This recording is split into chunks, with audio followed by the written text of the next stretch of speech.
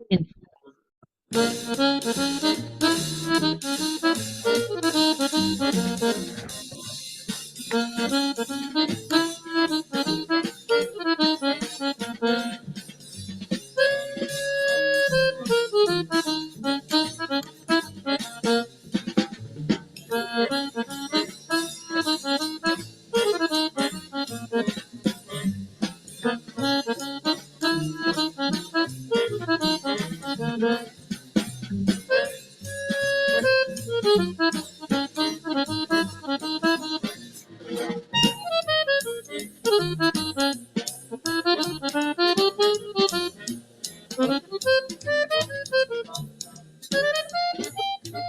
hello, everybody, and welcome to another podcast of the Snap No Tap Show. Sorry that we missed you last week. I was recovering.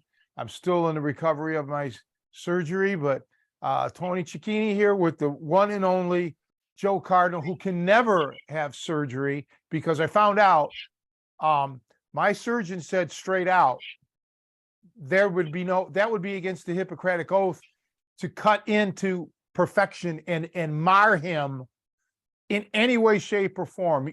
He's just Joe, you're immortal. You're a living, breathing God, really, is what you are. Thank you, Tony. I agree, of course. Well said. You always speak the truth, and I think that's why people tune in, and to get the truth from you, straight from the horse's mouth, as it was speak. Yeah. So, hey, let's do our plugs first. Then we have a guest today as well, and we'll get talking to him soon. Aaron Ryker's joining us. I'm very happy to have him join. Welcome, Aaron. But before we do, let's talk about business. So this Saturday, the 26th, we have a workshop. So even though Coach is recovering, he's going to show up. It's the 25th. Is it the 25th? Whatever. It's this Saturday. And it'll be at 1:30 at Bender Martial Arts and Fitness. So we'll be there enjoying that. If you can't make it, there's other ways to support your coach and learn things. We've got digital downloads. You can download those from Tony's website, of course. And, looking forward to the summer. If you've got time, sign up. You can come, right now, obviously Coach can't do much in-person training besides the workshops, but he will be looking to book up his schedule this summer. So if you're thinking about setting aside time, that's always helpful. And of course, we've got the monthly membership for those who, can't afford the downloads, or, you just listen to the podcast and you want to show your support for that. Check out our memberships. The links will be below in all the YouTube videos. You can sign up for the $5 a month, kind of a thank you level, or there's a $10 a month where you get video content that we film a lot of times at these workshops, things that you will not see in other videos. So if you've bought the digital downloads or, seen the BJJ Fanatics videos, this is stuff in addition to that you can't get elsewhere. So just for the simple cost of $10 a month, you can get access to that. I think that's all the business we have. So I think it's time to introduce our guest, Aaron Ryker. Aaron is a friend of mine. I met him at Bender's Martial Arts and Fitness. He's a friend of mine too. Do you really have any close friends, Tony? I mean, no. Yeah, see. Really, I'm just using both of you guys to get on a podcast. Sorry to let you know like this. All right. You're not the first, but we're used to it. I mean, this will give you exposure to at least 10 or 11 other people out there. So enjoy the fame while you have it. I met Aaron.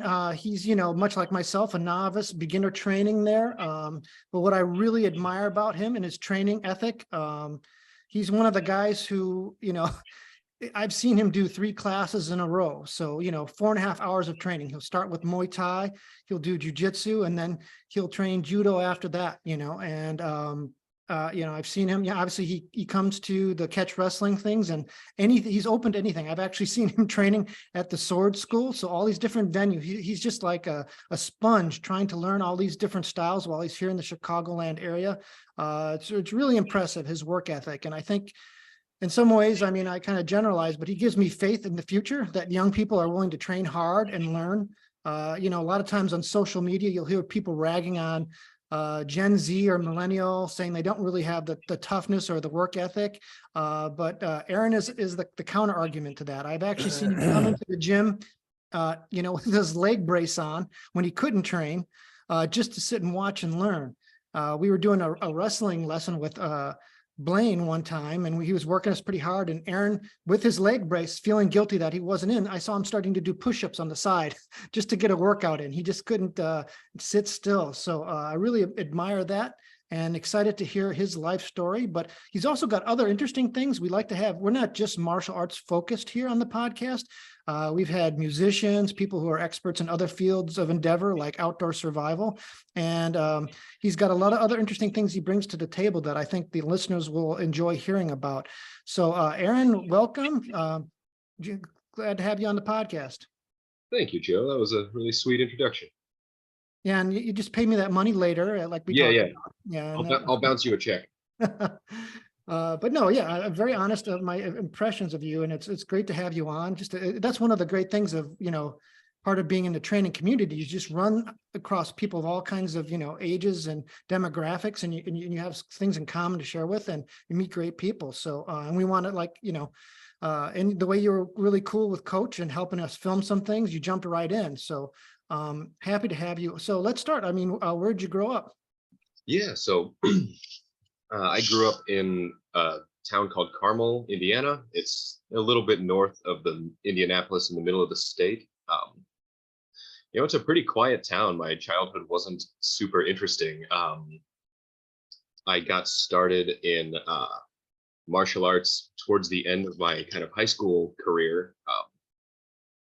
There was a gym that opened up near me that it said boxing on it, and I thought, well, boxing's fun. Maybe I'll learn that. And I go there, and I didn't know any better, but that turned out to just be kind of an exercise place, like fitness boxing. But in the back, one of the guys I knew from school went to there was a little martial arts school that met in the back of the place, and one of the guys in there I knew from school. And so I asked him to box one time, just, and having only ever hit the bag, he just beat the hell out of me. I had only ever hit a bag before. So, and I absolutely loved it. And, that was kind of what I really wanted to learn. So that kind of got my martial arts journey started. Now, before that, like growing up in school, did you do other sports? No, I was like the most unathletic kid up until high school, really. I never did much in the way of sports. I started dancing in high school. So my friends and I, we like to go out swing dancing. And the things we were interested in were lots of lifts and flips and stuff. So there was a little bit of athleticism gained there. But aside from that, like dancing and martial arts were the first active things I ever really did. Now, was the swing dancing, was that strictly like a social thing, or were you part of theater in school? No, that was a social thing.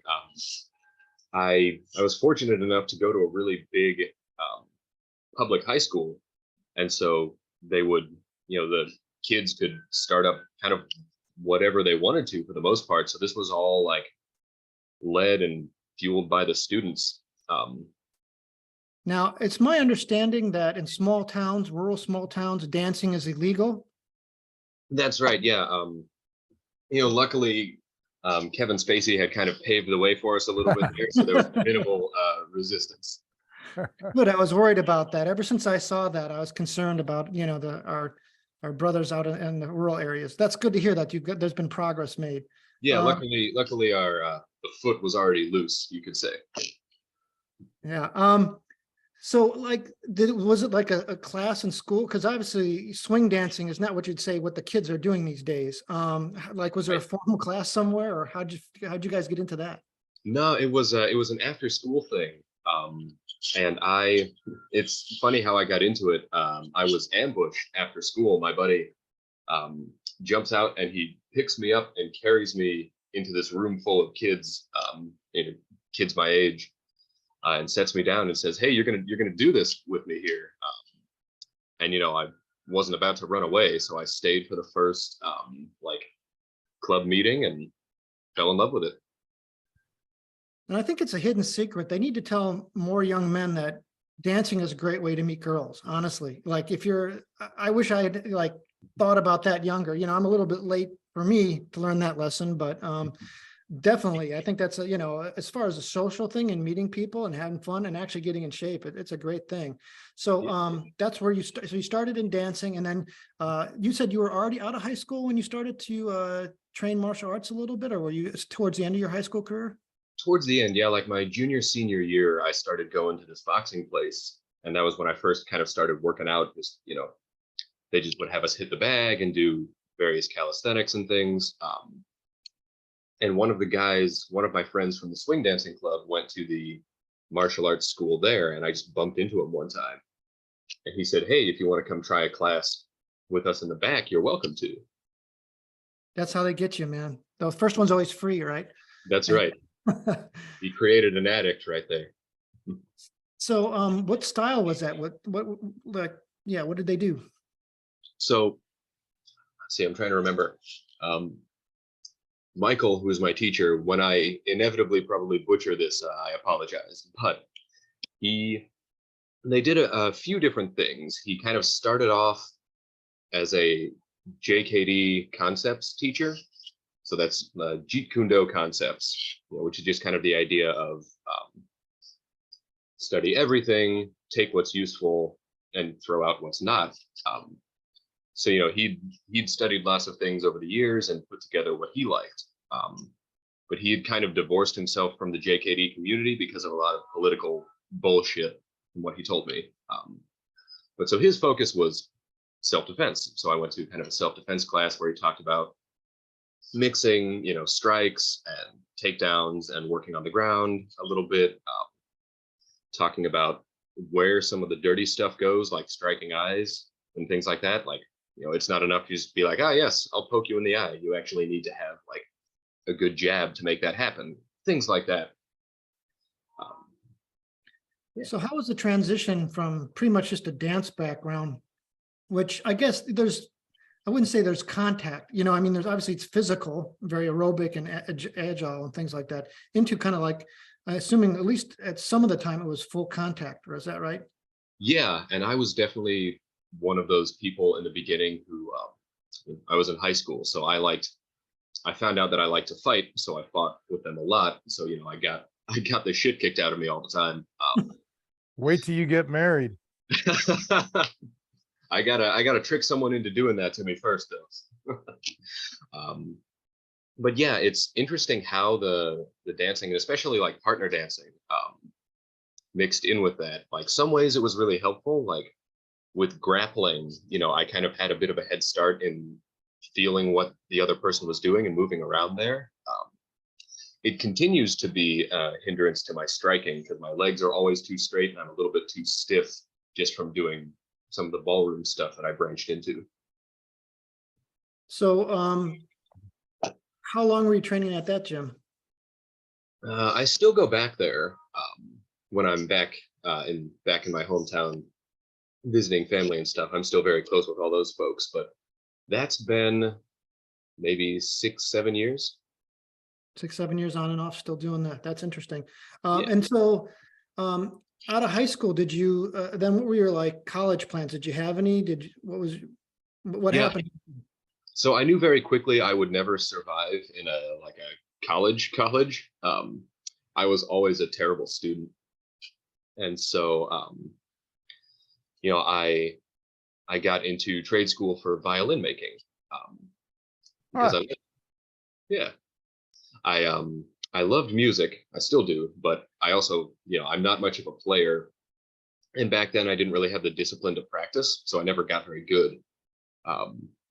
But I grew up watching my dad make furniture and stuff in his garage, and we had some shop classes in high school that I took, and I really enjoyed that. So this let me kind of put the two together. You're still studying that? Yeah, hopefully I'll be graduating soon. Yeah, in June, yeah. Yeah, that's fascinating. So you weren't a musician? I sort of was. I was a pretty poor musician.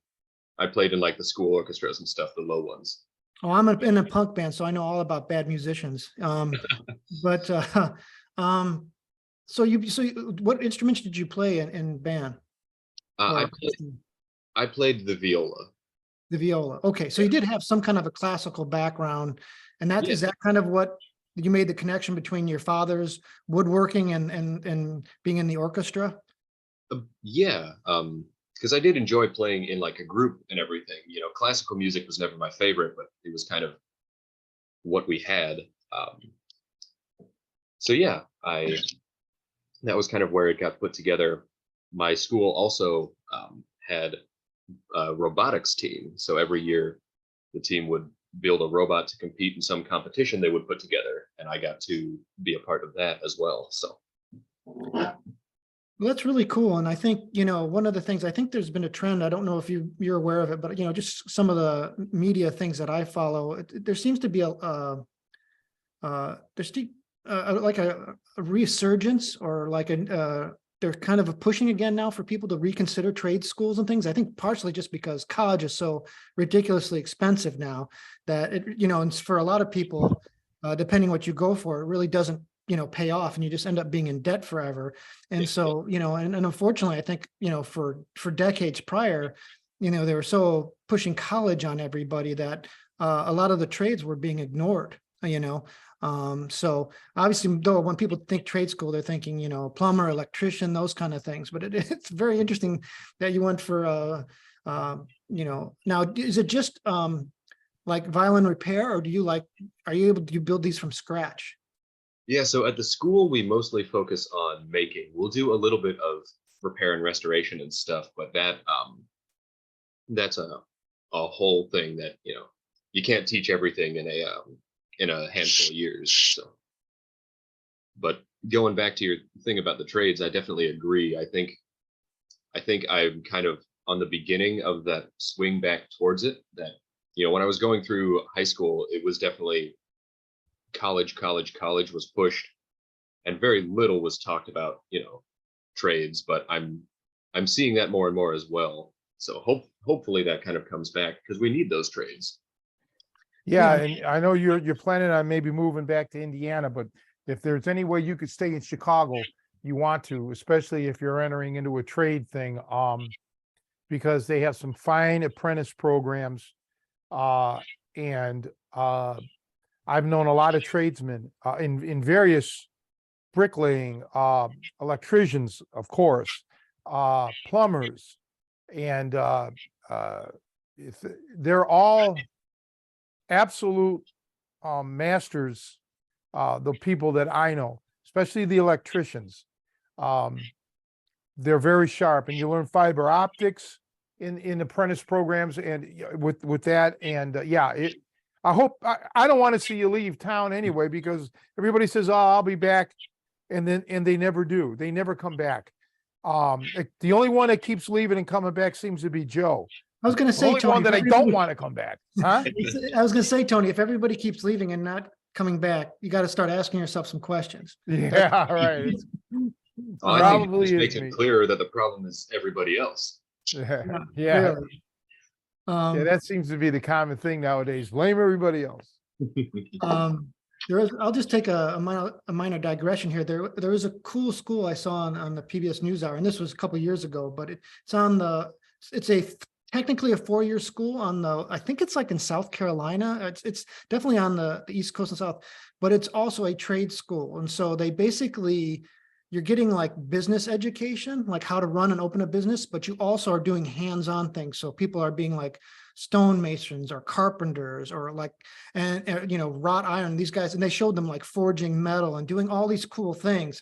And I was like, man, where was this when I was a kid? That would have been the coolest. So I think you end up with a 4-year degree, but the idea is they want you to be able to go out there and do the work, but also have the business background to run them. And and they showed all these restoration projects that these kids were working on and things. And it was really awesome. It looked like a really exciting school. If you like to get your hands on, but also then come out of it with a degree. I think a lot of kids who maybe are not academic, because that takes a certain type of discipline, but could thrive in an environment like that. Once they work with their hands and things like that. And there's a lot of interesting schools out there if you look for them, that they're not the traditional, 4-year, liberal arts kind of a thing. So, so can we ask what school you're going to for this? Yeah, so it's called it's got a very creative name. It's called the Chicago School of Violin Making. It's over in Skokie. Yeah. Okay. That's funny, but no, that's cool. So it's strictly just violins? So we do violas and cellos as well. So we do the kind of classical string family. So like small violins and then big violins. Yeah. There was a guy on the corner of Belmont, basically on the corner of Belmont. Now, if I remember correctly, it was Narragansett, or it could have been Oak Park, but it was Bob Gorney's Custom Guitars.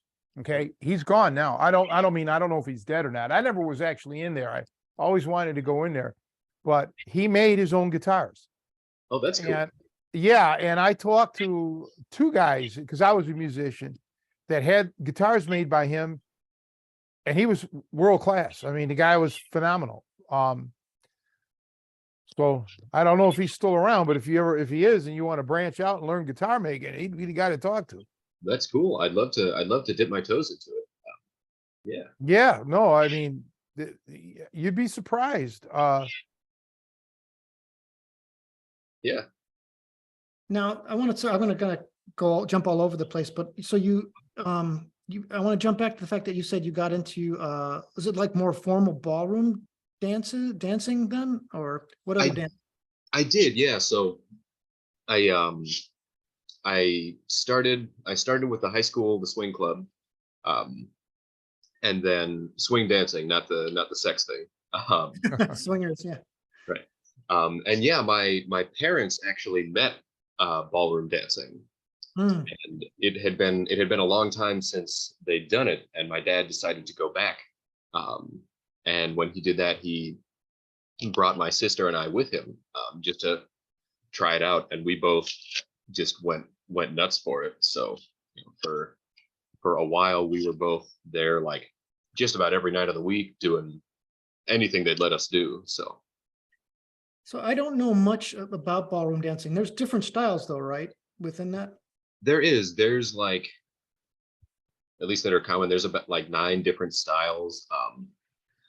And when people say ballroom, they think a lot more of the formal stuff like waltz and tango and that sort of thing. And they have their own sort of codified versions of the other dances, which is cool. And it's great that folks can kind of get those all in one place. But yeah, when I came to Chicago, I kind of experienced what the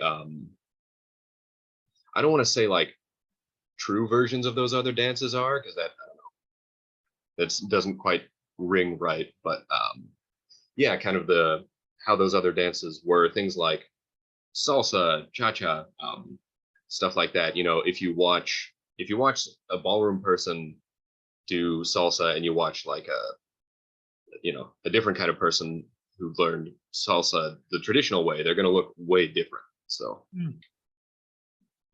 yeah, that's interesting. Once in a blue moon, years ago, when I first moved to Chicago, I would play now and then at a ballroom on Lyons, Illinois. I think it was Countryside Lyons. And the guy that owned it was a guy named Bobby Rapolo, if I remember correctly. He was a ballroom dancer. He was phenomenal. But he also played pipe organ. He had a pipe organ in the joint, okay, for the ballroom dancing and shit, because it was a ballroom dancing place. Yeah. And while I didn't play ballroom music, I played in a more variety oriented. Actually, I played polkas and waltzes there, on the drums. It's not on the accordion. And but anyhow, I think he moved out of town. Well, the place is long gone. But he wasn't an old man. I was 24, 23, between 23 and 25. He's probably 40 then. But I used to watch him dance, smooth as silk on the dance floor. Unbelievable. My mother, I told you, was a professional dancer. I can't dance, but shit, man, this guy was good. That's cool. So I want to go back. Yeah, I'm kind of processing what you said. So it's kind of interesting, the idea of like, I don't know, I'm gonna mix terms up here, but like people who learn traditional salsa, or organic or whatever you want to call it, that changes when you get into ballroom and they kind of codify it and make it formal. Is that kind of what you're saying? That there's kind of like those are the kind of differences you were seeing?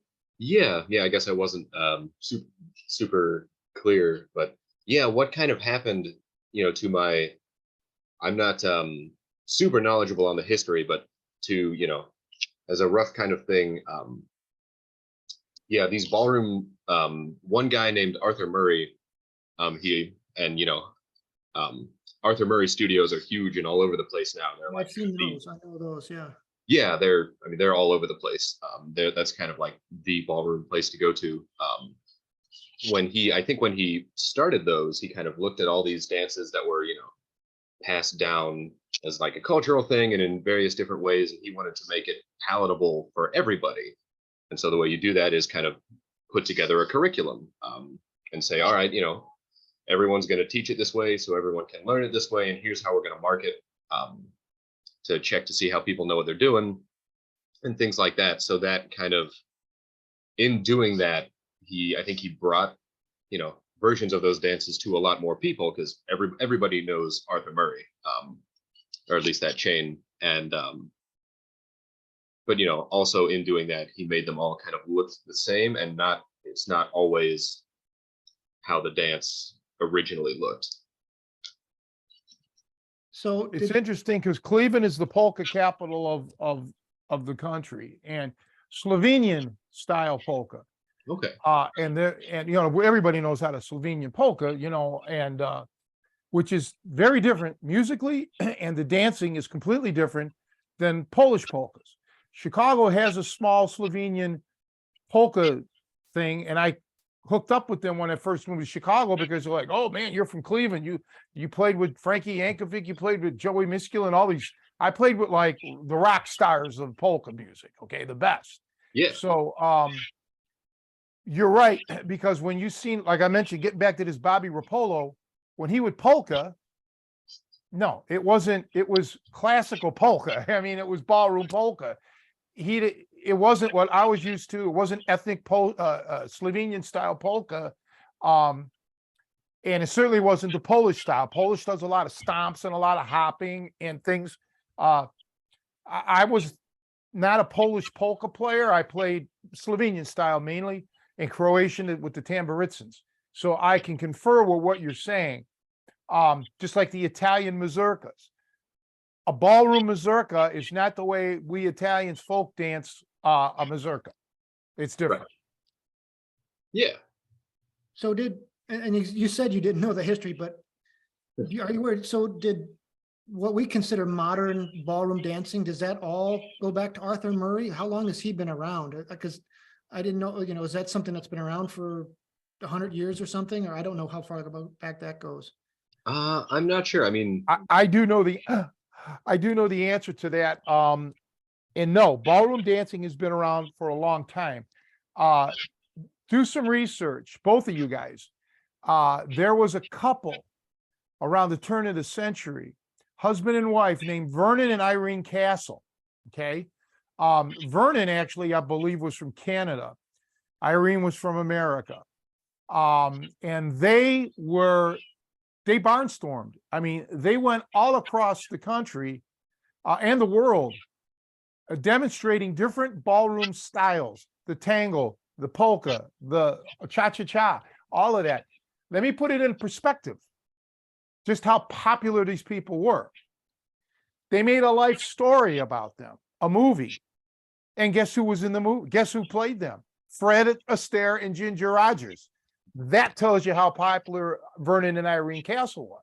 Now, I don't want to give away what happened to their lives, because the movie is very interesting. It's just, you got to watch the movie. It doesn't give them their whole life, at least not all of it. I can't get into it because I don't want to give it away. But that's actually my favorite Fred and Ginger movie, to be honest with you. I love the movie. It's very poignant. It's a love story. And all of that jazz. So yeah, Joe, to answer your question, ballroom dancing, because I learned a lot of this from my mother, who did all of that, jazz, tap, all of that, rock and roll. She did it all. That's cool. Yeah. But ballroom dancing has been It was very popular, Joe. Mm. Yeah, like it's one of those things that I've always known it's been there, but I have no idea how far it goes back and how Yeah. that translated from, I guess, like you said, all these traditional folk styles of dancing, and which folk style, like, is which ones they decided to use and which ones they decided to exclude. I mean, it's actually probably a very fascinating topic to delve into. So yeah, I'll have to do some research on that. Yeah, Cool. or probably the best example of how the dance changed from one to the other. If you look up Argentine tango versus like a ballroom competition tango, supposedly the ballroom competition, like they call it American tango now, came from Argentine tango, but they look so different. I have no idea how it happened. I need to do more research on that, but that's probably the best example I can think of how much a dance can change like that. They're both beautiful. I love them both. But That's interesting that they would almost recognize them then, huh? yeah. Wow. So now you're saying like the swing kind of helped you with some of your martial arts training. How about, did any of the ballroom workouts or trainings help you as far as any of the, footwork with your martial arts or conditioning, or what elements help translate over? Yeah, so definitely the working with another person and learning to kind of manipulate where another person goes. Of course, with the dance, it's cooperative, whereas, when you're like wrestling, it's certainly not. So, it's not like a perfect fit, but learning how to pay attention to another body and move somebody else around, and that sensitivity that you develop to another person really helps.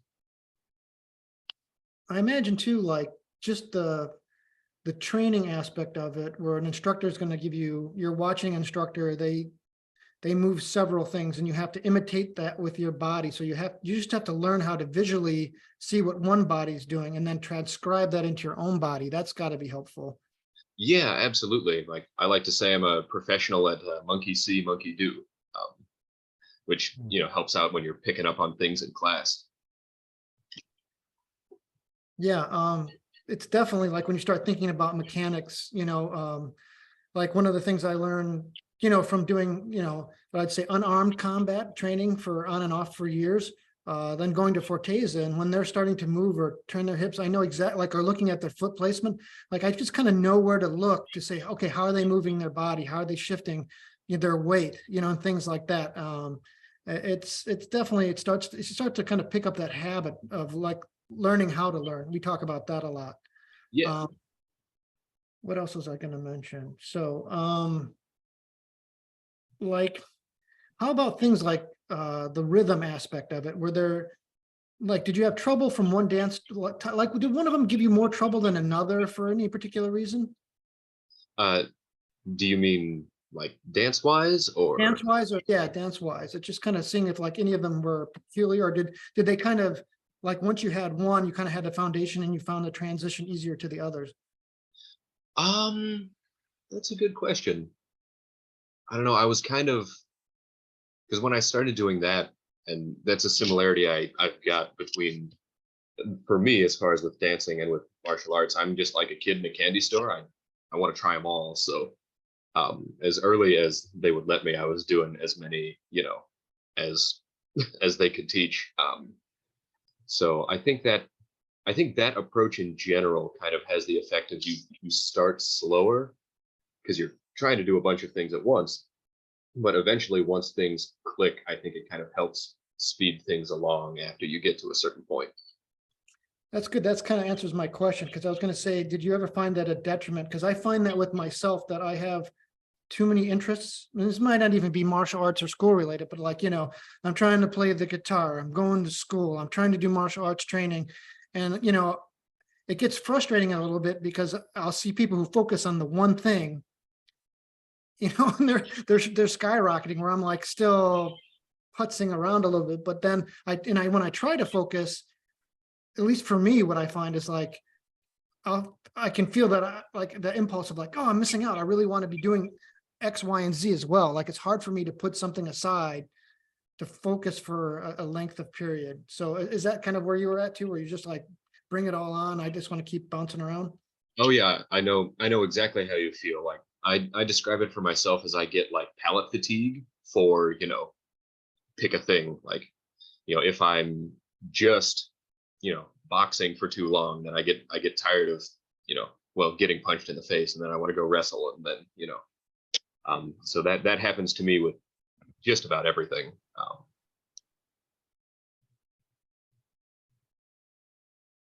And then, like I said, I'm going to be jumping around a lot. Let's jump back to the musical instruments. So like, what are some of the differences between, obviously they're all in the same family of string instruments, but what are some of the things that kind of like, a layperson might not know as far as like what goes into them and their differences? Yeah. So everyone knows what a violin is. And I mentioned that like in school I played the viola, which people don't usually know as much. The viola is just a little bit bigger. It's about a fifth down, so it's got slightly different strings. For example, sometimes you can tune them to different things. Like I think orchestras in Europe tune their A to a slightly different frequency than orchestras in America. I might be wrong about that one though. I'm not super well versed in my theory, but other than that, a lot of it is like when we're making is really subtle, like stylistic things, like how the corners are shaped. What do how curved are the sound holes? So sometimes I wonder how much that actually matters. It does, because, and especially with the tuning. So like generally here it's A440, but some places will tune it high, 442. And that Yeah. just gives a little more tension, not even physically, but to the sound. There is a difference, okay? Or when it's tuned lower, kind of changes it. It's interesting because I want to mention Luciano Pavarotti, the great Italian tenor. I knew a man who played in in an orchestra that he was, the orchestra was backing up Pavarotti, and he was the accordionist. Okay, and now Pavarotti has a full orchestra, and he's got the accordionist. And Pavarotti, while not known as a musician, his ear, perfect pitch, his ear was so in tune, he could tell that the accordion was not tuned properly. He needed it in a different frequency than what it was. And so it wasn't a shot on the guy's playing ability. The accordion just wasn't in tune to his ear. So my friend had to literally call somebody on the phone and try to find one that was slightly detuned for tuned to 438 as opposed to 440, because Pavarotti wanted it detuned, which you can't do on an accordion. Okay, I mean, you have to already. I mean, you can tune it. Yes, you can tune an accordion to different frequencies. You can't do it on the spot. Okay, it needs a technician to do it. It has involving with the reeds and everything. It's a complicated, costly project. Whereas a guitar, you just slightly tune it differently, bring a piano tuner out, he tunes it differently. You can do that on the spot. Yeah. So my friend had to actually call around to find an accordion that had 438 tuning. Wow. Yeah, that's impressive on Pavarotti's part. I got to tell you. Absolutely. Yeah. So like what kind of tools, like when we come, like if I was to visit the school or the shop, does it look like a standard wood shop with like, band saws and things like that? Or is it more like old kind of traditional woodworking tools? I mean, or do you have the mix of stuff? It's a lot of hand tools. So we have a couple of band saws and a drill press and stuff. but most of the things that we work with are like carving knives and small chisels and gouges and things like that. I'm just picking up things I have here on my desk behind me. Like, we use this to carve out the inlay. There's 2 little knives here. So yeah, it's a lot of hand tools and a lot of ones I'd never heard about, because I spent the majority of my woodworking experience before this was power tools. So like that was definitely something that took me by surprise when I got to school, was how precise they needed you to be, and just how much time it took to do things, and also how hard it was to just get something flat and square. To make something like perfectly flat and then make it 90 degrees so you can have a consistent thing to work off of for the rest of the steps. Yeah. So would you be considered a luthier? Yeah. Okay. For the layperson, what does that mean exactly? So a luthier, I think it originally meant someone who made lutes, but now it's anyone who makes instruments. Very interesting. And so like, what is it? Is there different kinds of wood that are used depending on what sound you're trying to get, or is it always, what kind of wood do you use, I guess, basically? Yeah, hang on, let me grab a visual aid here. He's going to come back with a tree. That's right.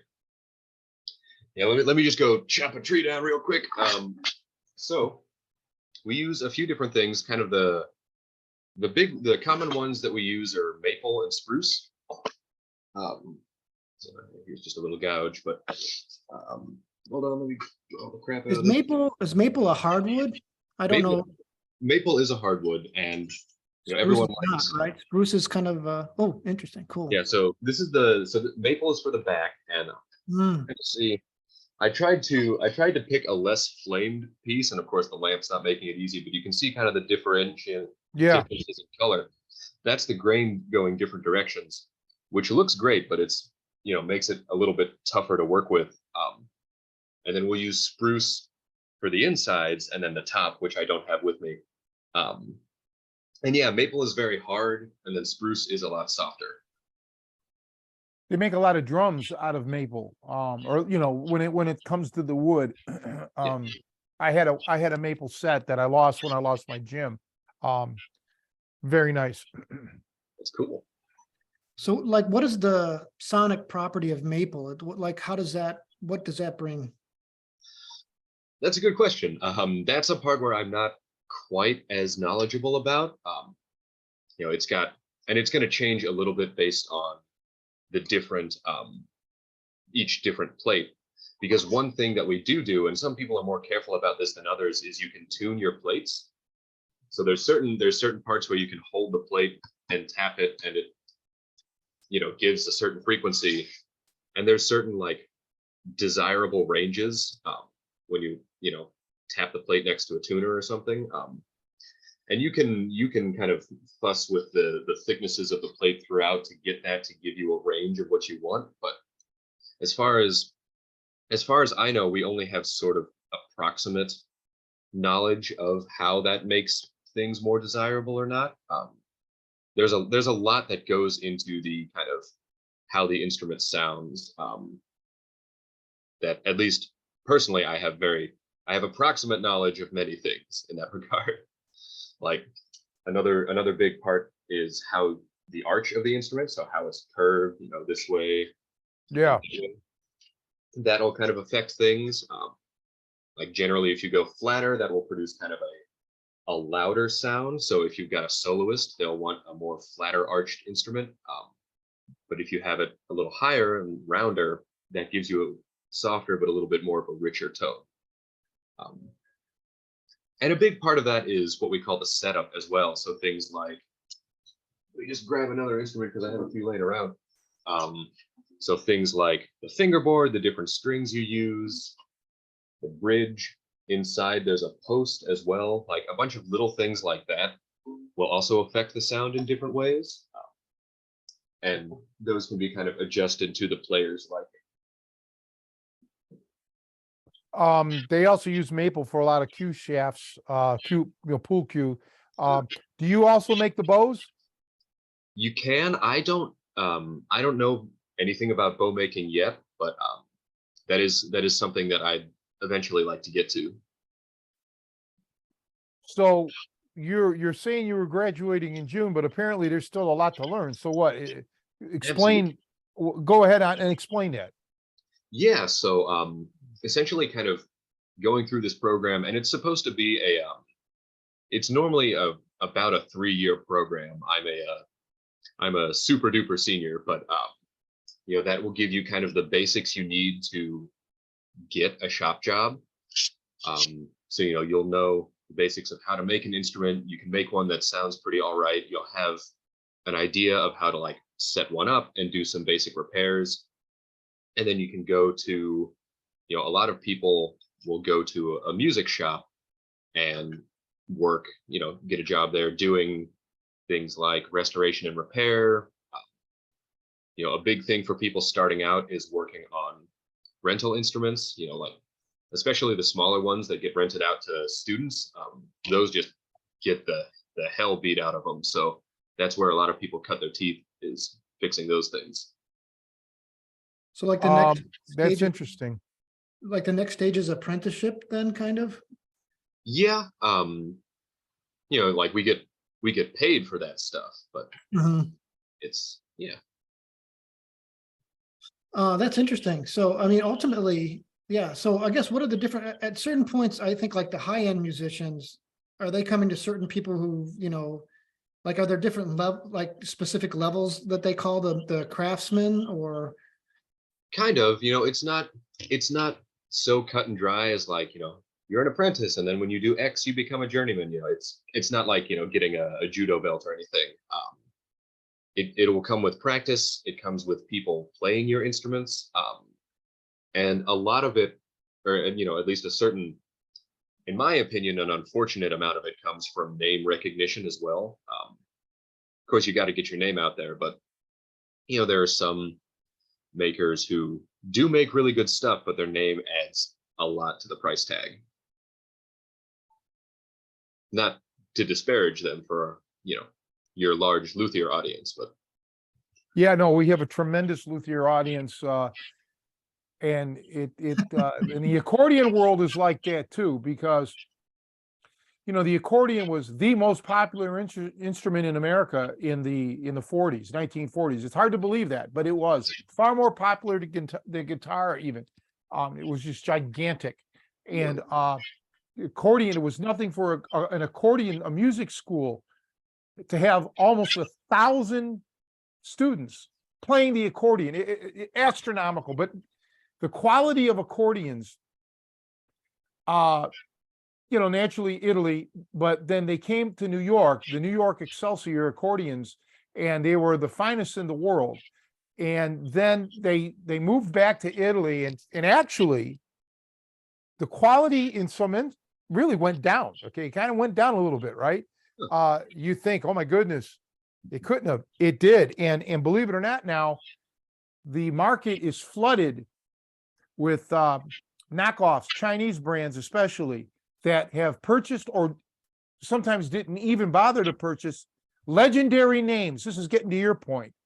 Legendary names in the accordion world, you know, names, manufacturers that are long gone, and they just took the name.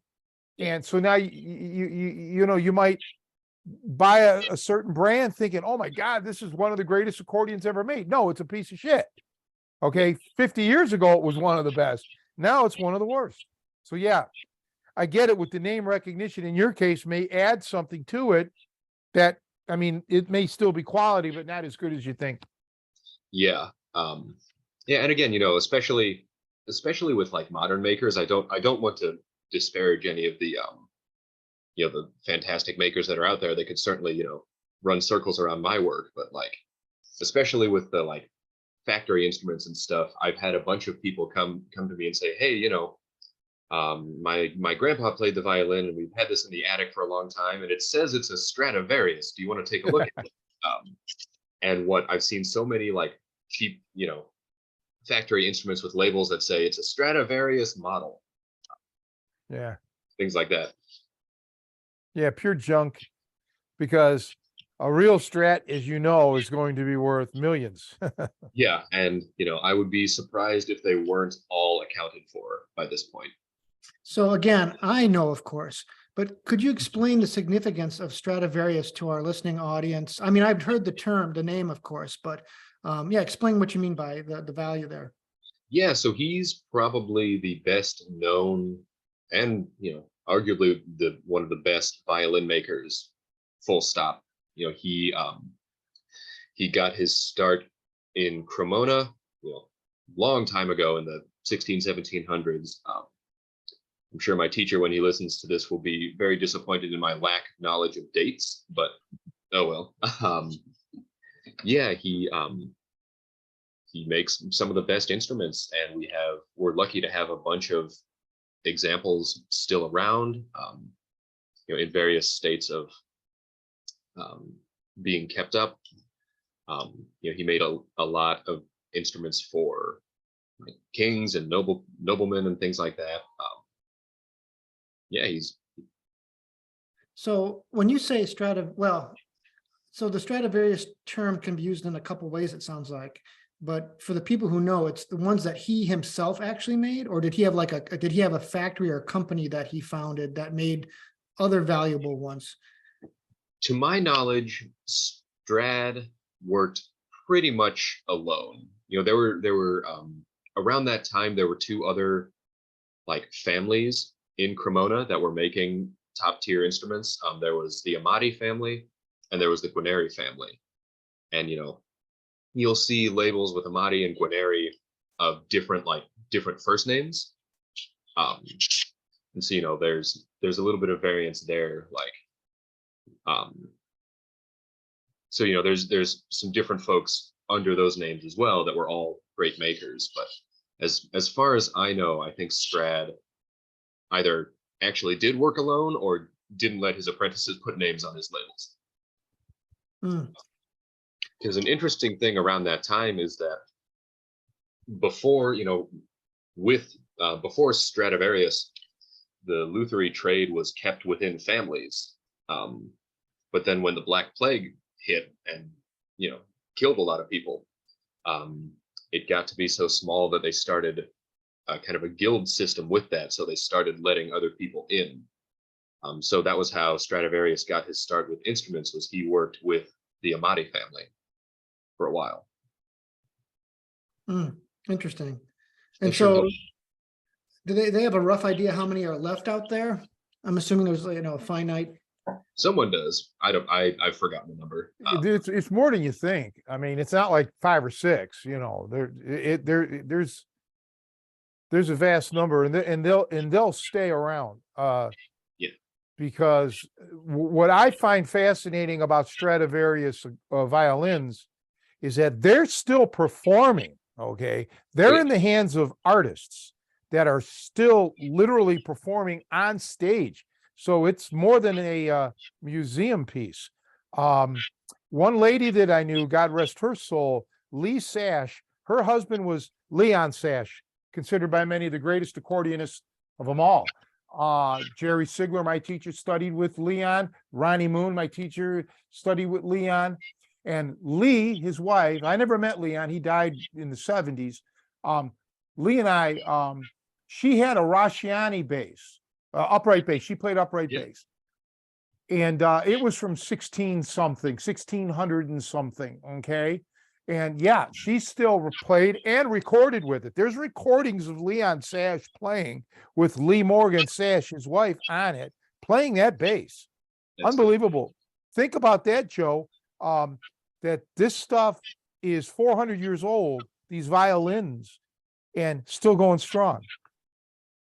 That's an amazing craftsmanship, especially when you think like back in the day at the end of a concert, they'd usually smash them, right. To make a big finale, that they survived as long as they did. But you're timeless like these violins. True. Yeah, far outlast us, well, now we're going to live forever in this podcast, so we're out there, when we're being to the universes, there's more than one universe, the multiverse. We're beaming to the multiverse, and in different laws of physics, there's probably some universe out there or another world way out there, Joe, where you would not be considered attractive. That seems a little far-fetched, Tony. Doesn't it though? Right. Yeah. Oh, Well, yeah, you're yeah, right. It's in the That- realm that of seems- science fiction. That's when Yeah, we don't delve into science fiction here much. But yeah, there's probably a universe where we're not that popular with this podcast. There's all kinds of weird permutations you can only think of. No, I don't buy it. No. Crazy when you think of it. Now that's super cool. So Yeah. like how's the law, like, have you from start to finish, have you built a complete instrument? I'm assuming at this point you must have. Yeah, I've got, let's see, I've got 3 done and set up. I'm in the last stages of finishing up a 4th. And then, this half thing is my number 5. And then my graduation exam is I need to build a 6th one in 6 weeks. Okay.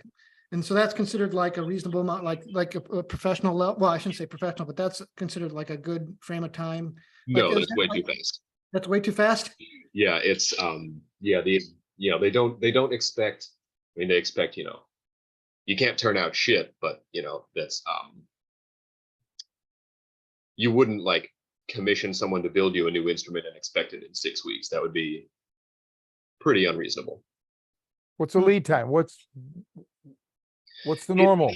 It kind of, I've heard a few different numbers thrown out from different people, but all the ranges from professional makers I've heard have been within like maybe 100 to 200 hours of working on it at the bench. And there's different things in there, like sometimes you got to let glue dry, you got to let varnish. Like the process of varnishing the instrument takes a number of weeks, depends on what all you're doing with it, but it takes about an hour maybe to throw on a coat of varnish, and then you got to let it dry for a day and a half or a day. Well, I don't know about musical instruments, but because I never had one custom made, but I mean, I bought some custom made accordions, but they weren't custom made for me. But in the pool cue world, another reason that it takes a while is simultaneous builds. So, like they're not just building one cue, they're building how many, 20 maybe. So that really adds on the lead time too to shit. Yeah, for sure. And there are guys there are makers who will, it's still, nice handmade stuff, but they will be making like, 3, 4, 5 at a time sometimes. They'll just do the same step, 5 times on all of them and then move on to the next thing. Now, do you find that automation, machine made, it can be the equal? Because I say that because, well, let's take pool cues. The holy grail of pool cues, the Stradivarius of pool cues, is a Balabushka. I own a Balabushka. I've let people shoot with the Balabushka, and I don't normally tell them that it's a Balabushka. And it just did not, the cues nowadays are much better. They're just far better than this Balabushka. Okay. And when I tell somebody you just shot with a Balabushka, they're like, really? I mean, you could see like, wow, it was kind of like a letdown. Do you find that in violins that either mass-produced violins or living craftsmen make superior violins to the old timers? And that's kind of an ongoing debate. The factory made, like mass-produced stuff that I've seen, in like my small pool of experience, has been getting better. A little better than some of us are comfortable with. But there's still, if you want to get the most out of an instrument, if you want something, truly special, you're still going to want handmade. At least for now. Maybe one day I'll get replaced with a CNC machine. Hopefully that'll happen after I'm dead. But as far as comparing modern stuff to a Stradivarius, I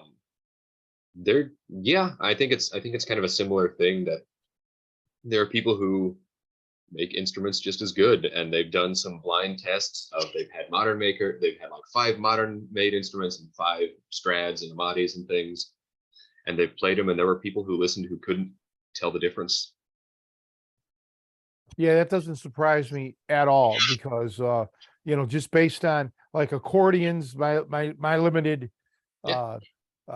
thing. I know somebody, well, I used to know somebody years ago in Cleveland who had the world's most expensive accordion, and it's still like that pretty much. It's called a Hohner Gola, Gola, made by Hohner out of Germany. It's a German accordion. And he would bring it out very rarely. And he brought it out one day. This is back in Cleveland. I was relatively new to the accordion, but I was already playing jazz. So I was over 21 at the time, because that's when I really dove into jazz accordion. And I played it, and I wasn't all blown away by it. I just really wasn't. All right.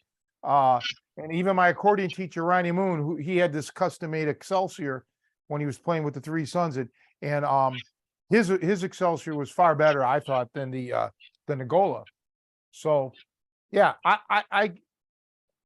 so it sounds like it's the same thing in the violin world. Yeah, and again, I don't want to Disparage anyone. Yeah. Yeah, because I've been fortunate enough to see and handle and hear several Strads and instruments from those old makers, and they definitely still hold up. They're still among the best. But I think we've got modern instruments that can go toe to toe with them now. Well, some of it, the aged wood or the wood, the quality of the wood. Now, I'm not saying wood was better 500 years ago, but I know, like with pool cues, you can't rush things. Okay, you got to let that. I don't know enough about it to talk educated about it, but yeah, there's something with the curing of the wood, and there's also something with the moisture, the humidity. So, for example, the Filipinos are just ungodly good at playing pool. So they make cue sticks, and you can get some of the cue makers from the Philippines at a good price. Like almost like too hard to believe. But one of the problems is by the time they ship it here, it's warped because they're made for their tropical kind of conditions in the Philippines, and over here, then they don't, so you got to be careful because sometimes the wood will warp on you. Yeah, and that absolutely is something that affects instruments as well. Especially it's most noticeable when an instrument is like first strung up.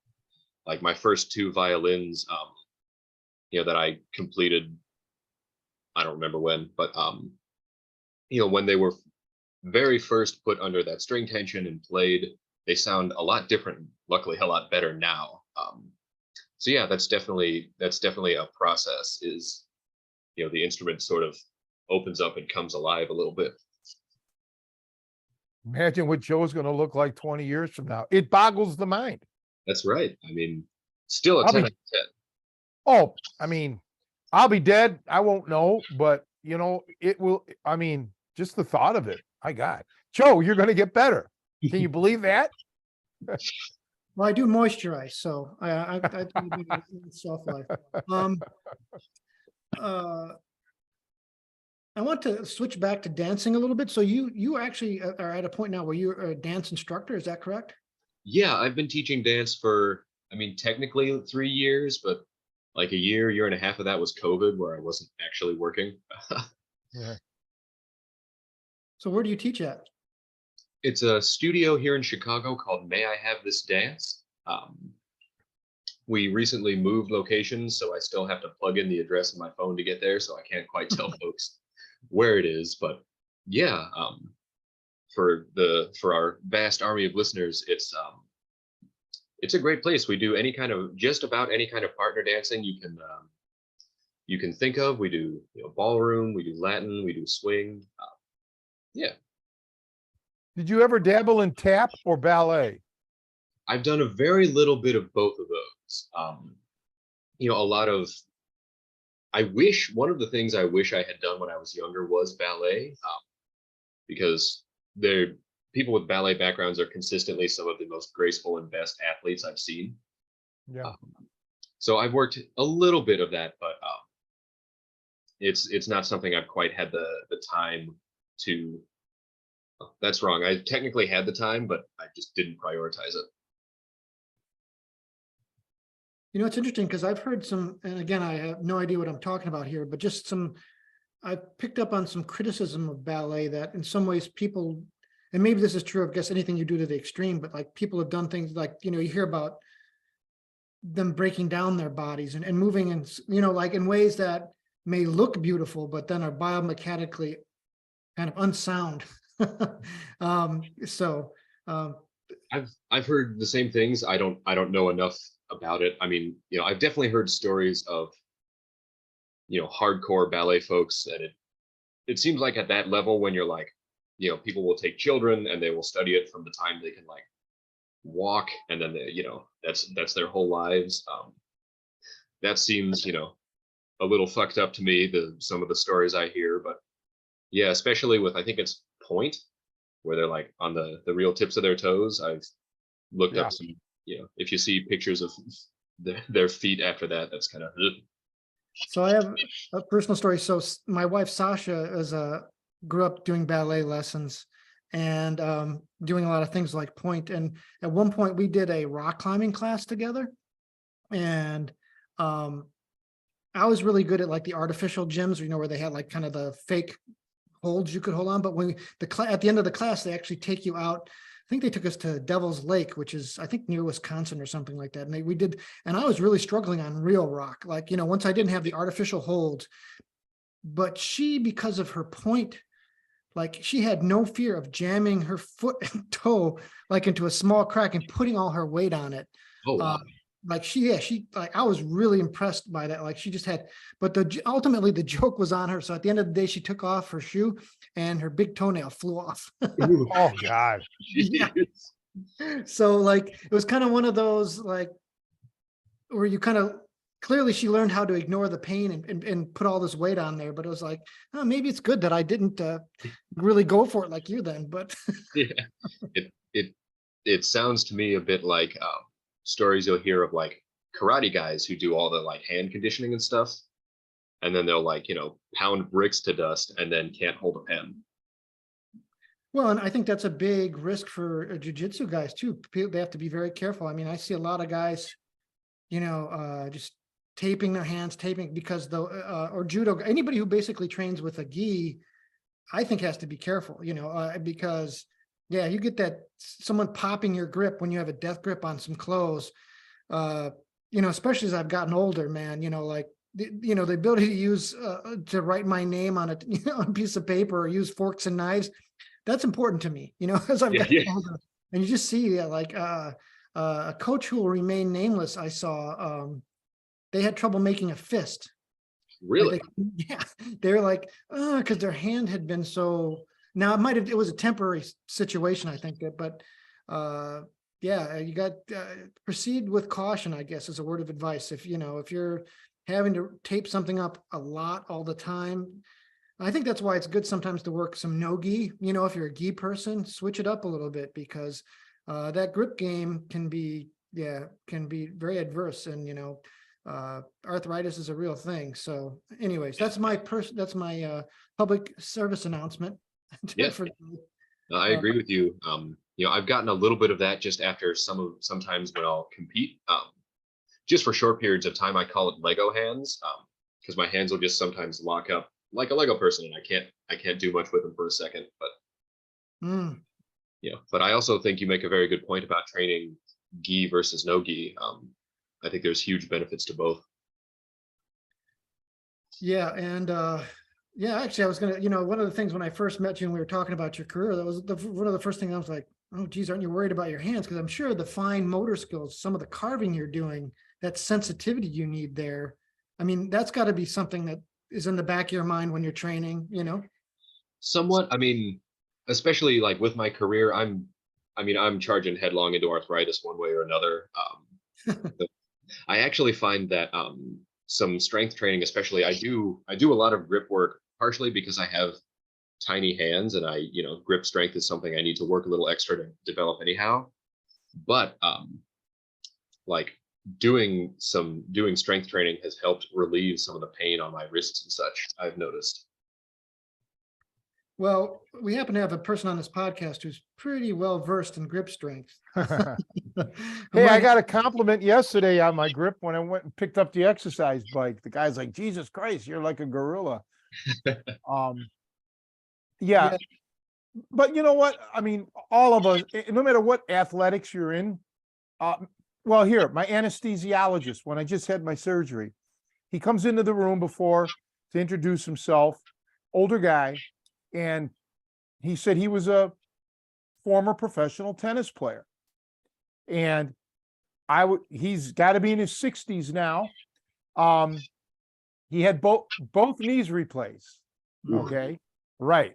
So, when you play or when you participate in any sport at any high level, you're going to get injuries. Like I got injury. Everything I got is sports related, but the wrestling probably is actually built up the strength to keep me going. If I was getting hurt doing something else, I probably would have, been gone already. So don't get discouraged. I mean, I'm not a fan of the gi just because, to me, it's just it's not practical. Even when they try to say, oh, you wear a jacket. Yeah, you grab my jacket in the street, I'm pounding your face. Okay. So, don't let that be a deterrent though. Because you could get hurt doing anything, but yeah, I mean, what Joe's saying about ballet being structurally wrong, I don't know that. I don't know. I don't know that. I would not participate in something that is obviously structurally wrong. And I see this with the grappling or the boxing that I teach. People are doing things that are going to lead to injury. Yeah, I'll say, hey, stop. Don't do that. Yeah. And, life's going to kill you anyway, right?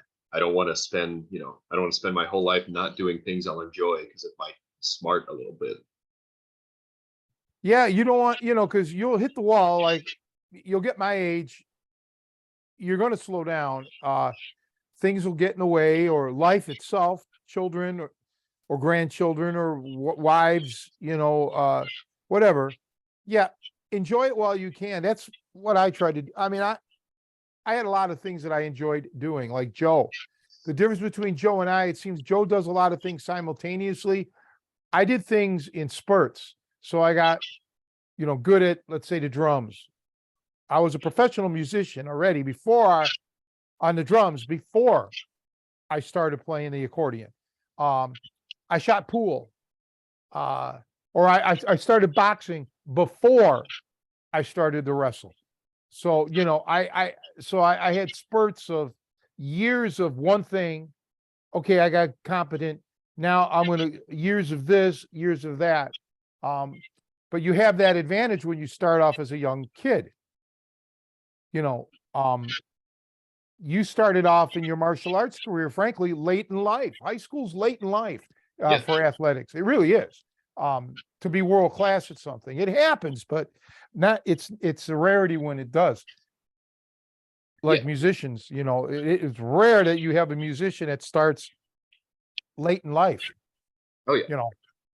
So when I was 21, really, I started studying the accordion before I was 21, but jazz at 21, I already knew it's too late for me to be the best in the world. And plus what I was doing with the fighting, that was messing my fingers up. But to be honest, there was a time when I'm saying, okay, I'm going to lay off of doing some certain things with my hands because I want to get a little better on the accordion. I want to develop some sort of technique here, but you'll find it. You're young and you're smart. You're smart, Fredo. You'll figure things out. Thank you. Well, he looks like him. He's got the same hair as Fredo. Joe, come on. I can see the connection. All right. Well, no, watch him in Dog Day Afternoon. He had the same haircut that Aaron has. Oh, he was in Dog Day Afternoon with Pacino too? He made 5 movies, I believe. Huh. Can you believe that every movie I believe he was in either won the Oscar or was nominated for Best Picture? You can look that up. But yeah, and he died making The Deer Hunter, or right after The Deer Hunter. Yeah, he just had cancer when he was pretty young, right? I looked it up. I was surprised because I didn't know. I was like, where did this guy go? Because I saw him in all these great movies and then nothing. Well, he died. It was Well, strange. you know, That would put a stopper on a career. yeah, Cancer. no, well, he was with Meryl Streep when he died. They covered it up in that movie, or he never would have gotten that movie, The Deer Hunter. John Cazale, for the people out there that don't know who the hell we're talking about. Fredo. But yeah, Fredo, you know, I'm smart. I'm not dumb. You know, I'm your older brother and you take care of me. Yeah, that's, you do remind me, man, I'm telling you, man, that's another career option for you. You know, Fredo do the impersonator. Fredo thing and play the cello at the same time. I mean, think about it, or the viola. You can play the cello, I'm assuming, as well, correct? I haven't done cello yet. I love the way the cello sounds. That's probably my favorite sounding instrument is cello. Well, Maury Amsterdam from the Dick Van Dyke Show, he was a celloist.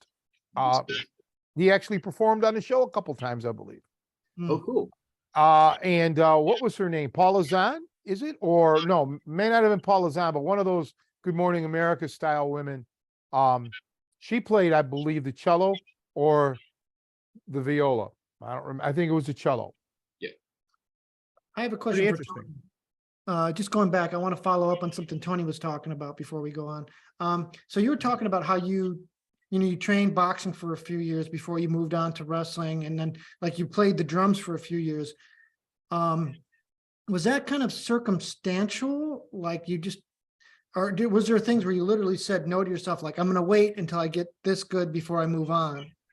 Well, I was born a drummer. According to my mother, I was banging on telephone books with spoons.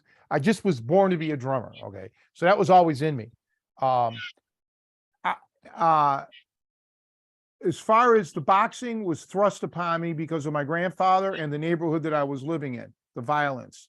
And I segued into wrestling. I didn't, just because, Rod Von, the opportunity was there with Rod Von. I never would have searched it out. I never even heard of catch wrestling at the time.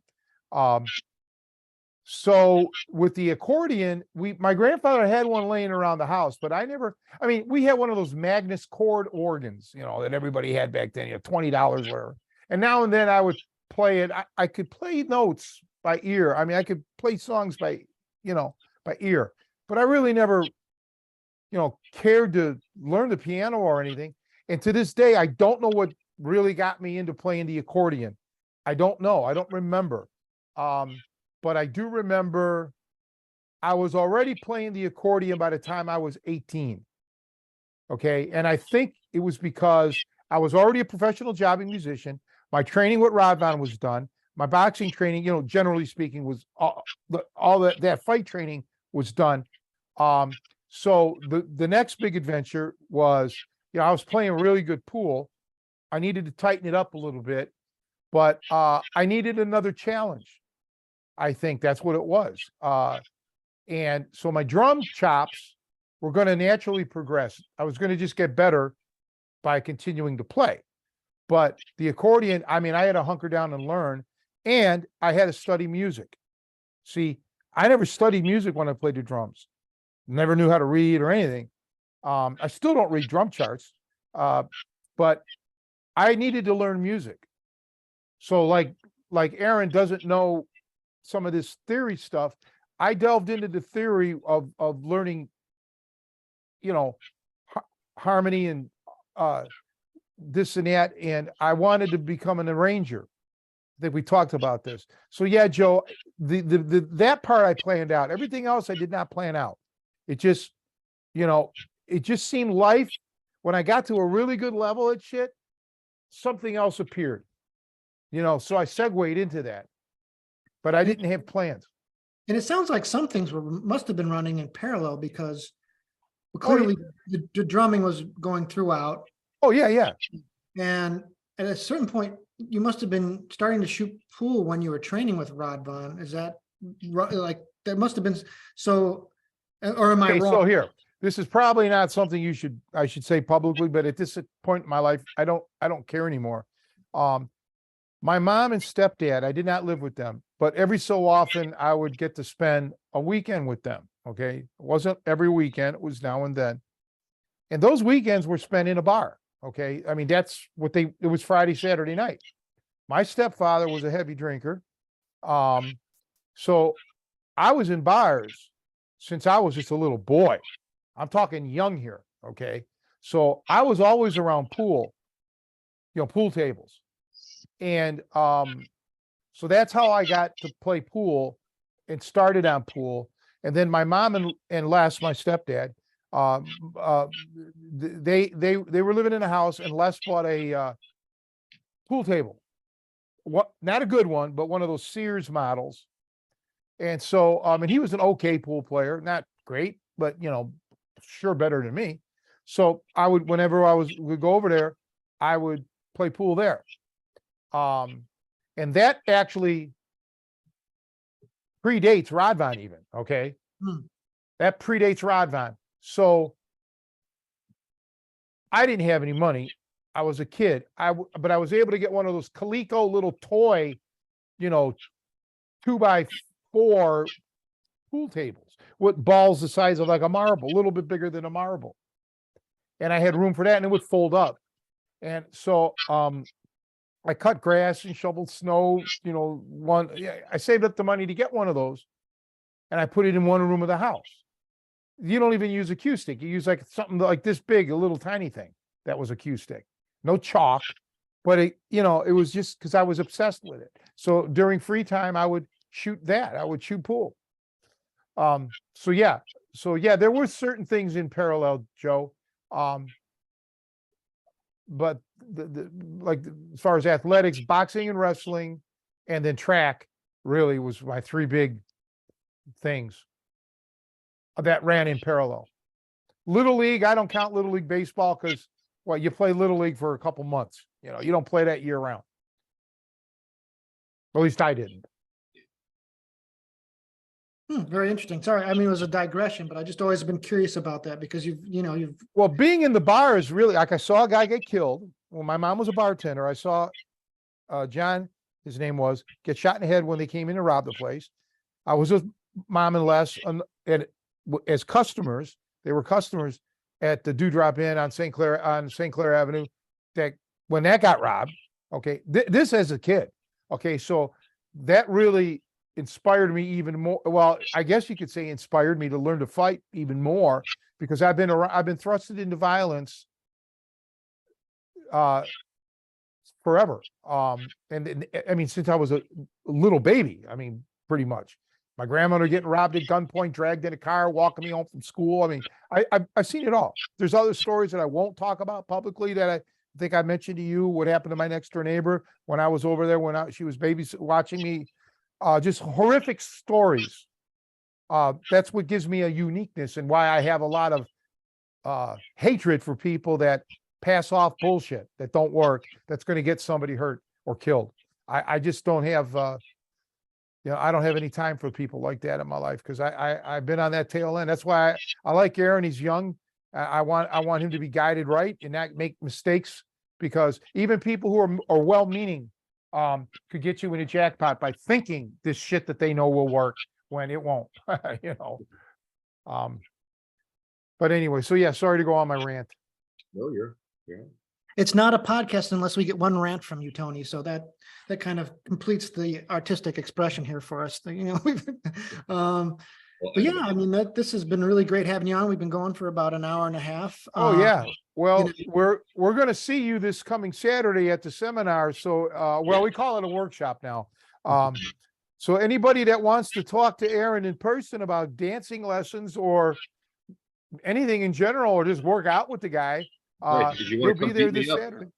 Yeah, beat him up. Yeah. And of course, Joe Cardinal will be there. Martin's supposed to be there. So hopefully it'll be a nice little turnout. We're going to do some filming for my membership site. I don't know how well I'll be moving around this weekend. If it's any indicator, I had the seminar today in Downers Grove, or DuPage Krav Maga. Thank you guys. Thank you, Tony. Thank you, Larry, for the help. Mike, yay, Jeff, Florin, all you guys. Paul, can't forget Paul, Chuck. I didn't move so well. They knew that because of all this shit I'm going through with my health, but they're like, we don't care, just be here and tell us stuff, tell us what to do. Great crew. I really wish more people would stop out over there. It's a different energy than Bender's Martial Arts and Fitness. That tends to be like grappling oriented, where DuPage, I can do my boxing and my street fighting shit, which I prefer. I love that. And then we do our grappling too, but it just depends on the flow of stuff. But yeah, come out and see Aaron. We don't want any women there because, Aaron, what's going to happen. You and I are single. We're going to get nothing. They're all going to go to him. It would crush my soul to see Joe just, drowning in it, Well, I mean, that's what he does. You can't even take this guy anywhere. Not even to like a buffet where there's all guys, because the guys are all on up and shit. There's just there's nothing you can do for it. Nope. When a hurricane blows through a town, you leave. When Joe's in town, there's nothing you can do. No, unbelievable. So Joe, you're cursed. It's a burden, it's the cross I bear. But and like I said, I try to back off and share with you guys, but I can only do so much. You're right. Can't swim against the current. But Aaron, honestly, it's been great getting to know you a little bit better. At the gym, obviously, we don't have time to really talk about your life and other aspects of you, but obviously you're doing some really fascinating, cool stuff with your life. And that was really cool to hear about. I know we just kind of scratched the surface on some of those. And obviously you're always welcome to come back when we have other guests. If you just want to hang out and join in the conversation, you're always welcome. And I look forward to seeing you continue to grow and all of the endeavors that you're working on. Well, thanks, guys. It's been a lot of fun to come on and chat as well. Yeah, it's like you said, when we're working out, we're kind of focused on working out, but it's been cool getting to know, bits about you guys too. Well, I just want to reiterate to everybody out there that the Aaron is also a friend of mine. Okay, Joe doesn't monopolize everything. Okay. Jeez. That's right. So come out and see my friend Aaron this Saturday, everybody. It'll be a pleasure. I'll have business cards, Aaron Ryker, Tony Cecchine's friend. Yeah, right. Yeah. Well, if you ever get rich enough to buy property, buy a little island and we can call it Ryker's Island. Hey, there we go. It's like New York. Nobody wants to go to that Ryker's Island, but they'll sure want to go to your Ryker's Island. This will be the fun one. Yeah, this will be the fun Ryker's Island. You go to Aaron's Ryker's Island, you'll end up in the other Ryker's Island. Believe me. Right. You'll cause trouble. It'll be a direct pipeline from one to the other. All right, everybody. Well, we'll see you guys next week on the podcast. Thanks everybody for joining in or listening. And Martin, not Martin, what's your name? Joe. Thank you, Joe. And we'll see you. And Aaron, I'll see you Saturday. Yeah, looking forward to it, guys. All right, man. See you guys.